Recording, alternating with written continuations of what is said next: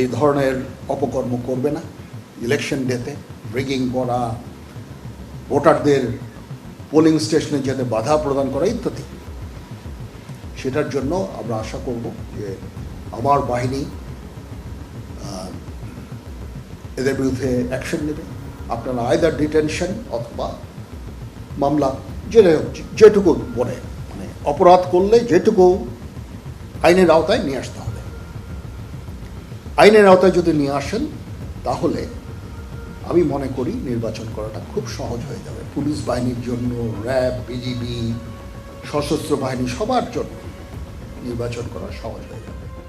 অপরাধ করলো